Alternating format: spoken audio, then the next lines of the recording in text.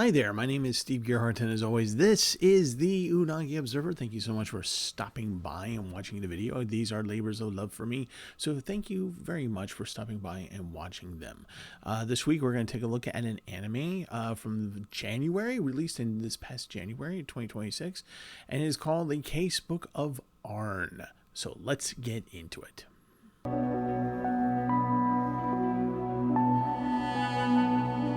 All right, this week I wanted to go back to a anime that we watched on our January anime watch party for the season, for the winter season. And one of the ones that came up was The Casebook of Arne. And we kind of watched it and we were intrigued by it. It wasn't one of our favorites, but we were very much intrigued by it because of the way that it ended. And I'll describe that a little bit more as I describe the plot. And so, I kind of wanted to come back to it and give it the 3-episode treatment and see if I will continue watching this anime. So, yes, The Casebook of Arne. Let's go into the particulars, shall we? Put on my glasses here. So this is kind of interesting. This started off as a game. It was a freeware game created through RPG Maker. And it was released in 2017. It was released again in Steam in 2020. Then it went into shortly after it was released as freeware in 2017, a manga came out, and the original run was in, let's see here, Monthly Comic Gene, and it ran from November 2018 to March 2022. So it had a little bit of a run there, 4 volumes. And then it became, later on in 2026, an anime. And, of course, it's licensed by Crunchyroll. It looks like the studio was Silverlink. Yep, it was Silverlink. And it started on January 7th, 2026. And here we are. So, that is The Casebook of Arne, the little particulars for it. I think it's always kind of unusual when something starts as a game as opposed to a manga or an OVA. So I always think that's kind of a little bit interesting how people kind of get enough interest to go from a game to a manga and then from a manga to an anime. Clearly there is a audience for this thing. So we watched the first episode back on the Anime Party Watch for the winter season of 2026. And you can find that on the podcast. Link will be down below to the podcast. Should you want to see Anime Archaeology or hear it, please do. We put a lot of effort into these kind of things. But here's give a brief description of this anime, the first episode. So so let's go ahead and get into the plot. Again, I watched the first 3 episodes to kind of get a feel for it and see how I like it, if I can grab onto the plot, see what it is, and those kinds of things. So it starts off with this boy who's the son of a detective. I believe the boy is Louis Hartman, yes. And his father is a known detective in town, the Rugenberg, I think is the name of the town. The son is going to travel in his father's footsteps. It's kind of known that there are supernatural forces out there, kind of a thing, but sometimes some people just like, well, we don't really come across it that much, so we don't really, deal with it that in that way. So it's kind of like in the background, so to speak. So the son and the father really don't encounter that much with the supernatural. The son is a manga reader, and this kind of takes place, if you visually speaking, this looks to be late 1890s, early 1900s is the kind of the style, the dress and period piece, if you will. And so he's kind of reading these books, and he enjoys them. And then one day his father does not come back home, and his father is murdered, and in the most horrific fashion. And so the kid says, okay, I'm going to solve the case. And the episode runs along those lines. He tries to figure out what's going on. He's starting to gather information. He's dealing with the supernatural. And then in comes this group of supernatural characters. Arne, who's the vampire, and Lynn, who is kind of his Renfield a little bit. Not a little bit, but a lot. But she doesn't have the powers just yet. You have a girl who clearly looks like a Frankenstein's monster. And you have a guy who lives in a mirror. and you have a couple other people that are dealing with this group.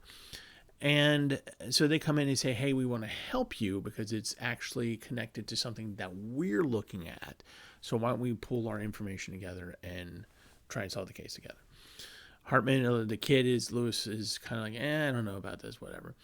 But again, they join forces. They do the thing, and the first episode, and the reason why I'm kind of putting some time on the first episode is because this is a little bit important. It ends in such a way that all three of us kind of went, Nani? It ended in such a weird way because the whole premise is on, the whole strength of the first episode is on the initial kid, not Arne. And so we think that this kid is going to kind of be the kind of guy who moves the story along. Things happen to dash those hopes, and I'm not going to go into it. I don't want to give you a spoiler. So we go into episode 2, which kind of goes, I think, back in time a little bit when Lynn and Arne first connect. Lynn is a young, probably, if I had to guess, 13, 14 years old in the show. And she is the heiress to her family's house, fortune, whatever. And her mother had died 2 years previously, and her father is just mentally shook up. He doesn't really accept the fact that she's gone, that his wife is gone, and his wife's name, I think, is Rose. And so he goes into, these kind of manic fits, if you will, over this subject. And Lynn is upset by this, and she tries to deal with her father. She, of course, has a butler and maids and everything, and you know how that trope goes. We're all gunning for or not. We're all supporting your little mistress, right? It's that kind of thing.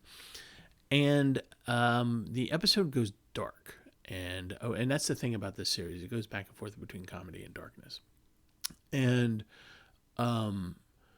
we start to kind of understand that maybe the mother, while she did die, that the father is kind of engaging in dark sorcery and trying to revive the dead wife. I mean, it's a little bit of a spoiler, but not really, because that's kind of how these things play out in anime sometimes. So you can kind of see the trope coming a mile away. That's the trope, and things happen, and she, he's just like, he goes into town and he's, things happen, and the butler is just like, mistress, please stay in the house. Don't go wandering out because it's not safe and we don't want you to get hurt, and da-da-da-da-da-da.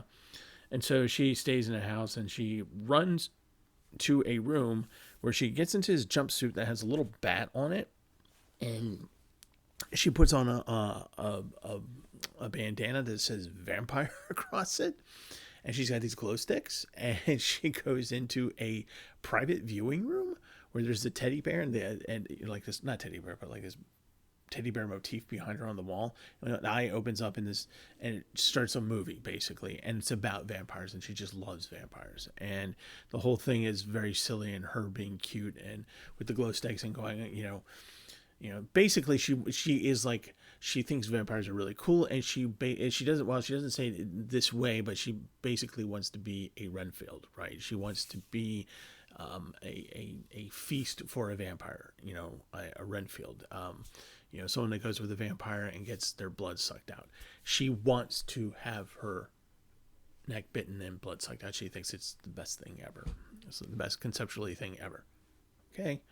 So the next episode, we go more into the mystery, and she manages to get to this spooky kind of castle kind of thing, and in there she meets Arne, and kind of how she gets there is kind of she goes to town, disobeys the butler, goes to town, a monster attacks her, and she gets saved by the creature that lives in the mirror, taken to the castle, and Arne starts to talk to her, and he's like, I have no interest in humans like you. And then she goes, well, I have this mystery, I'm trying to figure this thing out. And he goes, oh, a mystery? And so, they kind of strike a deal, and he goes, well, I need to get something from you. And she's like, yes, take my blood, bite my neck, take my arm. And it's just like going, whoa, dial it back there a little bit. And so then the episode goes on, and we discover, yes, the father's engaging in some darkness, and there have been things that have been going on that have been kept away from Mistress, Lynn. Basically, the butler at some point pulls her aside and says, "Hey, look, here's the really awful things that are going on right now inside. Your two maids there that are clearly underage were being used to," and the way he puts it, entertain guests, and she realizes what that means, and that's horrible. And just this, this existence that they have is really actually kind of wretched almost, and the father's just like full blown insane, and then things happen, and they get dark, and they get bloody, and they get gory, with intermittent scenes of comedy and humor. And so you get a very tonal whiplash on this series. So that is by the end of episode 3. It should be noticed at one point Arne does kind of feel sorry for her a little bit, and he is, there's a budding romance, shall we say. So, what did I think of this? Should you watch this? So here's the thing. It is, as far as animation is concerned, fine. There's no complaint about the animation. There's nothing special. There's nothing bad. It's good, but there's nothing, really noteworthy about it. None of it's over the top. The character designs are fairly standard for that kind of thing. Arne the vampire looks like a vampire. It's it's kind of one of those things that it's just a very visually accessible anime. The story is kind of, we're starting to get a little bit of more supernatural mysteries lately, which is fine because, something's got to keep isekai at bay a little bit. But it is formulaic, as in, okay, well, we're going to do the thing. This is a supernatural thing. So here are the tropes. So this is very kind of trope heavy. So if you're okay with that, though, then that should be fine. The big thing I have with it, and I don't even think it's really a complaint or a criticism, but it's just a warning of, this is not for the kiddos at all, and it's funny until it isn't. And there's comedy moments, there's cute moments, there's places where you definitely know where the cosplay is going to come from, right? But there are very much, death is a thing. And when I mean a thing, I mean it's everywhere. Violent death, bloody death, skulls, bloodied skulls, headless corpses, and big blood splashes, and horrific things happening, skin being flayed, and there's stuff that's going on here that is very much on the adult level, interspersed, like I said, with comedy and humor and cuteness. And so it just goes back and forth like that. And so I think, and that is, I think, deliberate, because there's so much horrific and just not good things happening that the show feels the need to kind of soften it up a little bit with some comedic moments, because I think you almost need them. So if I had any, like I said, I'm not sure that's really a criticism or a complaint. That's just how it is. And one of the things that I decided as I watched this, I'm kind of like going, well, while this is aimed at not my demographic, but at a demographic that's much younger than I am, and it has severe adult things going on, and I'm kind of like going, who is this for really? Because I don't really see this being like a sort of 13, 14-year-old girl romance. Oh, he's the cute vampire. Not really. I don't really see this as shonen. I don't really see this. It's definitely a mystery. It's not shonen. It's not, I'm having a hard time trying to figure out who this is for. And it's not for me. I can tell you that much right now. But it's not bad. Okay. It's just not my gig. And I think that this will be one of those things for me in the future, if I want to come back to it and watch a couple episodes and eventually get through it over a span of 2 years, then that is probably most likely what is going to happen. I'm not going to binge this. I'm not going to go out of my way to watch this. This is something that I'll know that'll be back in the back of my head going, oh, I just want something a little different today. I'll watch a couple of episodes of Casebook of Arne. So again, I don't know who this is for. I don't know who the audience is. And it was such a tonal shift from the first episode to the 2 episodes, to the second and third episode, that I'm kind of like going, I don't know where, what we're doing here a little bit.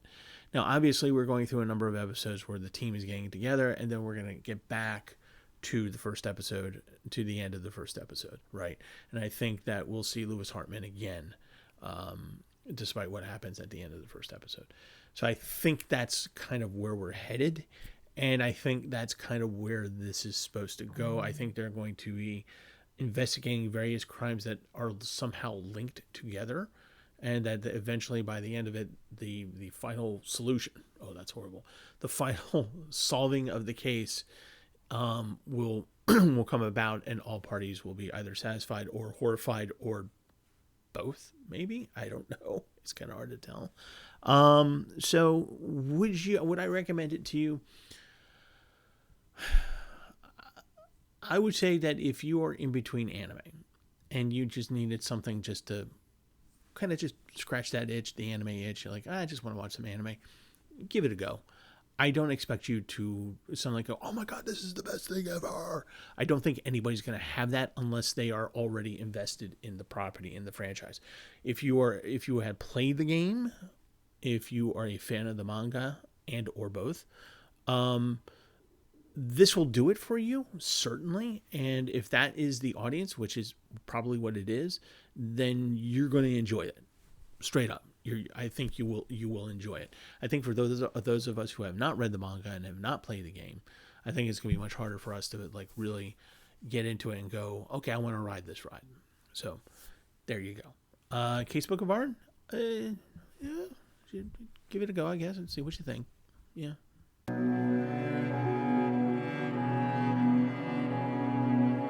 All right, so that is it for the Casebook of Arne this week, and give it a try, see what you think. Who knows, this might be a really good anime for you to be when you're in between the big major studio breaking animes that are out there, that come out there, with big fanfare. Maybe this is a good one to kind of watch in between those and have a just a be entertained, right? Be entertained. So that's it for the Casebook of Arne. Be entertained. And so next week, I think we're going to go into actually the 50th anniversary releases of Lupin anime that dive deeply into the actual characters of the gang. Fujiko, Goemon, Jigen, with Lupin interspaced with all of them. And the 50th anniversary was done in the Monkey Punch style, which I greatly appreciate. And boy, was it a ride. So I think we'll be talking about that next week. And I'm waiting to hear on some of the convention things. As soon as I hear stuff, I'll let you guys know. So if you happen to be at any of those conventions, you can come up and say hi to me. I would love it if you did that. But in order to do that, you guys got to keep well, keep safe. Because I love you guys, and I would love to see you out in the wild, out in the territories, as Mark Twain would say. So that's it for this week.